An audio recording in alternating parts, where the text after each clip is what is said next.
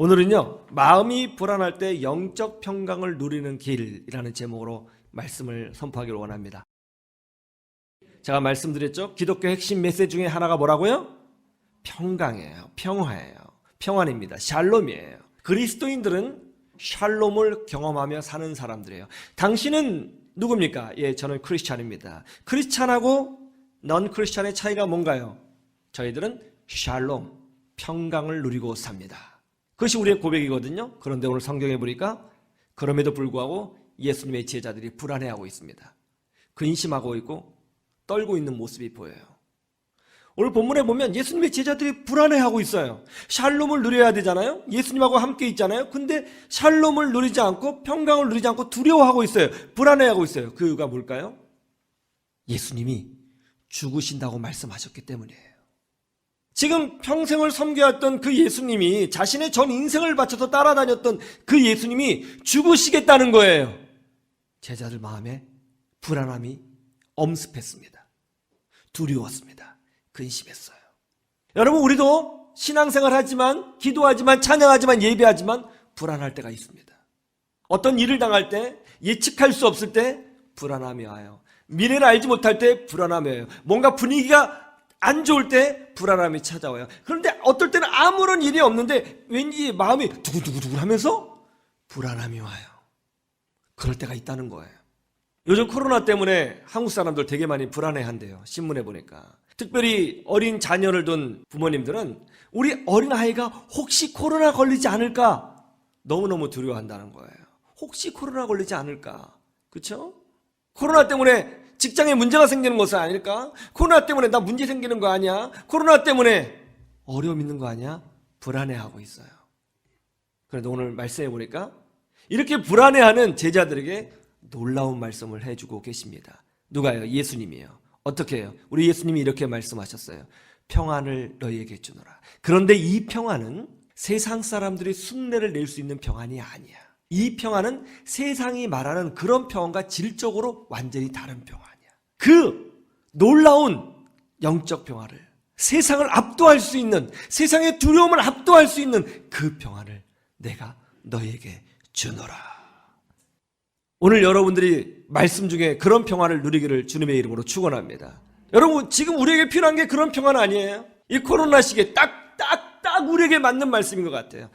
저는 일주일에 적어도 한 10시간 정도는 코로나에 관한 유튜브를 시청합니다. 미국의 방송들, 학자들, 또 전문가들 하는 걸 쭉 들어요. 도대체 어떻게 될 것인가? 제가 목회자로서 우리 교회를 이끌어가야 되는데 앞으로 어떻게 될 것인가? 좀 궁금해요. 그리고 답답해요. 알고 싶어요. 저도 불안함이 있어요. 시청을 해요. 많은 사람들이 두려워해요.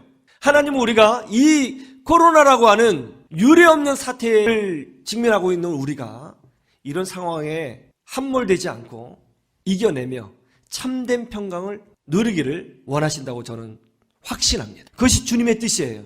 평강을 누려야 돼요. 여러분 심령에 평강이 있기를 주님의 이름으로 축원합니다.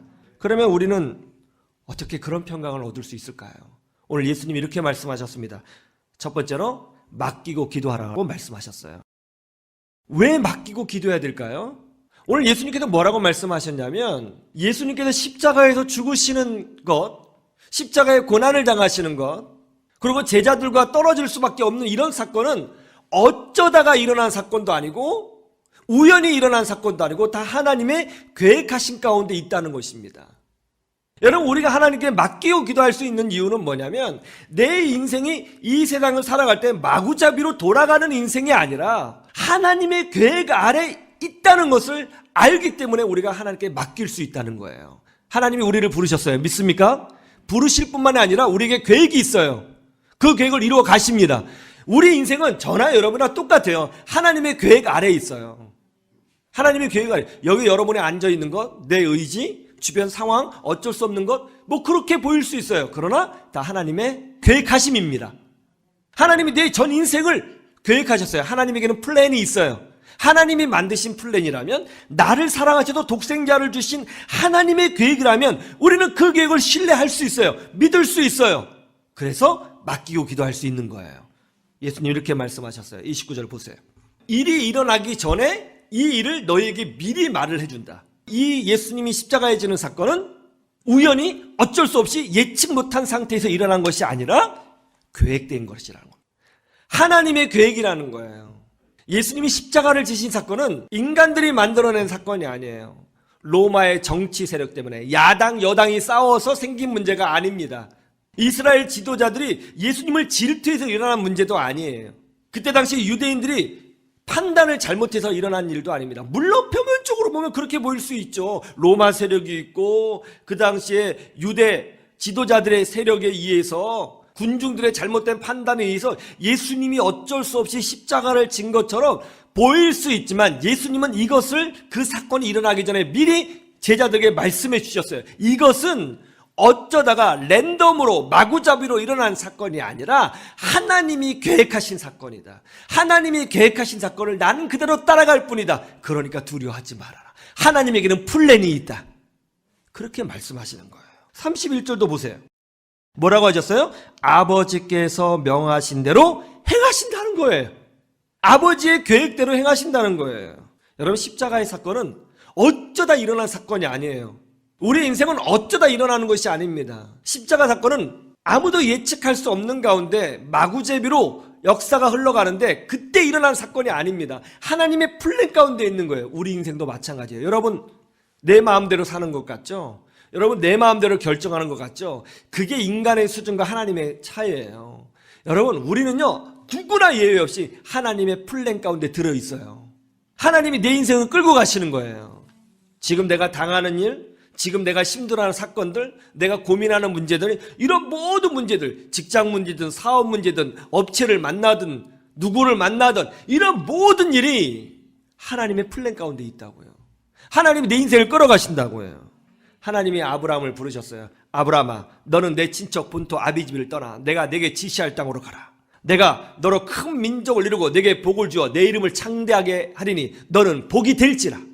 중요한 말씀이 있어요. 하나님이 아브라함을 부르셨어요. 그런데 여기서 끝나지 않았어요. 하나님은 플랜이 있다는 것을 알려주셨어요. 내게 지시할 땅으로 가라. 내가 너로 큰 민족을 이루어 내 이름을 창대케 하리니 너는 복이 될지라. 하나님의 플랜이에요.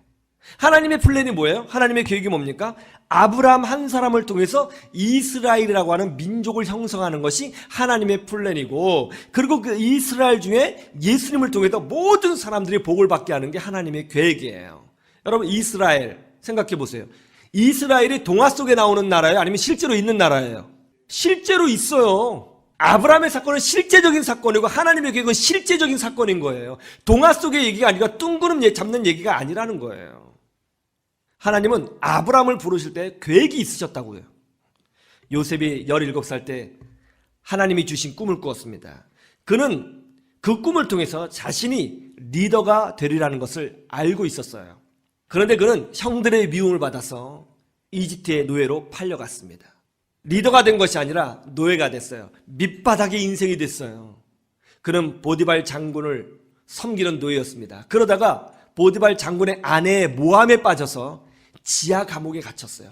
더 밑으로 떨어졌어요. 리더가 아니라 노예로, 노예에서 지하 감옥으로 더 떨어졌어요. 바닥으로 떨어졌어요. 그런데 하나님의 역사는 바로 그 지점에서 시작됐어요. 바닥에 떨어졌을 때 하나님이 역사하셨어요. 밑바닥에 있을 때, 신음하고 있을 때 하나님이 조금씩 기적을 보여주셨어요. 요셉이 감옥에 있는데 어느 날 이집트 황제 파라오를 섬기는 술 맡은 관원장과 이집트 황제 파라오의 식사를 담당하는 떡 맡은 관원장이 지하 감옥으로 들어오게 된 겁니다. 우연히 요셉이 그들과 교제하게 되었고 그들의 꿈 이야기를 듣게 되었어요. 요셉이 그들의 꿈을 해석해 주었습니다. 그런데 신기하게도 놀랍게도 요셉의 꿈을 해석해 준 대로 그런 역사가 그대로 일어난 거예요. 세월이 흘렀습니다. 이집트 황제 파라오가 아주 기묘한 꿈을 꿨어요. 너무 기묘해요. 그런데 그걸 2번이나 연속해서 꿨어요. 너무나 특이합니다. 그래서 이 꿈을 해석할 학자들을 찾았습니다. 이집트 전 여력에 능력 있는 사람들을 모아서 이 꿈을 해석해달라고 부탁을 했어요. 아무도 해석하지 못했어요. 그런데 그때 술 맡은 관원장이 이집트 황제 파라오에게 이렇게 보고합니다. 폐하, 수년 전에 제가 지하 감옥에 갇혔을 때에 히브리 청년 하나를 만났는데 그가 저희들의 꿈을 해석해 주었습니다. 그런데 정말로 그 일이 그대로 일어났습니다. 그 아이에게는 특별한 능력이 있는 것 같습니다. 그러냐? 그런 아이가 있었느냐? 빨리 데려오라. 요셉이 드디어 이집트 황제 파라오 앞에 서게 되었습니다. 지하 감옥에서 나와서 지상에 올라가게 되었는데 그것도 왕궁으로 들어가게 된 거예요. 파라오가 자신이 꿈 이야기를 해줍니다. 그가 꿈꾼 이야기를 해줄 때에 요셉은 그 꿈 이야기를 듣고 있었어요. 그런데 듣는 순간 하나님께서 요셉에게 그 꿈의 의미를 알려주셨어요. 내적 음성으로 알려주셨어요. 파라오가 자기 꿈 얘기를 마치자마자 요셉이 거침없이 그 꿈을 해석합니다. 놀랍게 해석합니다. 해석하는 게 너무나 현실적이고 이것은 국가의 운명에 관한 이야기고 더 놀라운 것은 대비책도 있다는 거예요. 그 이야기를 들은 파라오는 직감적으로 알았습니다. 저 정도의 지식과 영적인 내용을 가지고 있는 사람은 사람이 할 수 있는 것이 아니다. 저 아이에게는 신이 있구나. 신이 있다. 어떤 신이 저 아이를 붙들고 있구나. 그렇다면 저 아이를 내 옆에 둬야겠다. 파라오는 결정합니다. 그리고 노예였던 그 소년을 국가의 운명을 책임지는 이집트의 총리로 세우게 됐죠. 나중에 요셉이 자신을 노예로 팔아버린 형들과 극적인 만남을 갖게 됩니다. 그때 형들은 요셉을 두려워했어요. 왜냐하면 자기들이 동생을 팔았잖아요. 미디안 상인들에게 팔았고 미디안 상인은 그 요셉을 질질질 끌고 가서 이집트의 노예로 판 거 아니에요? 형들은 두려워했어요. 그때 요셉이 이런 말을 하죠. 형님들 두려워하지 마십시오. 당신들이 나를 팔아서 내가 이집트에 온 것이 아닙니다. 당신들이 나를 판 것이 아니라 하나님이 우리 가족을 구원하고 하나님이 이 세상을 구원하기 위해서 하나님이 저를 그런 방법들을 사용하셔서 저를 이집트로 인도해 주신 것입니다. 그렇게 고백했다는 거예요. 요셉이 당한 아픔, 모함, 지하 감옥 이런 모든 것들이 어쩌다 랜덤으로 팍팍팍 일어난 것이 아니라 요셉은 그것이 하나님의 플랜이었다는 것을 아주 명확하게 꿰차고 있었다는 것입니다. 로마서 8장 28절에 보면 여러분의 운명에 대해서 이렇게 설명하고 있습니다. 우리가 알거니와 하나님을 사랑하는 자 곧 그의 뜻대로 부르심을 입은 자들에게는 모든 것이 합력하여 선을 이루느니라. 하나님의 부름을 받은 자, 아브라함만 부름을 받은 게 아니에요. 요셉만 부름을 받은 게 아니에요. 여기 앉아 계신 여러분 모두가 하나님의 부름을 받은 거예요. 기독교 신앙 첫 번째 단추가 뭐냐면 컬링이에요. 컬링, 부르심이 있어야 되는 거예요. 여러분 이 예배당에 앉아 있는 거예요.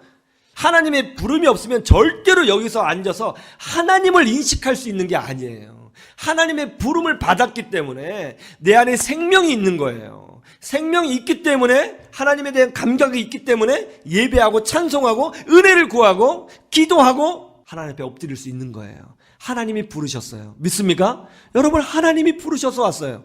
하나님은 부르시면 어떻게 하신다고요? 하나님은 부르시면 반드시 그 인생의 나머지 계획을 책임져 주신다는 거예요.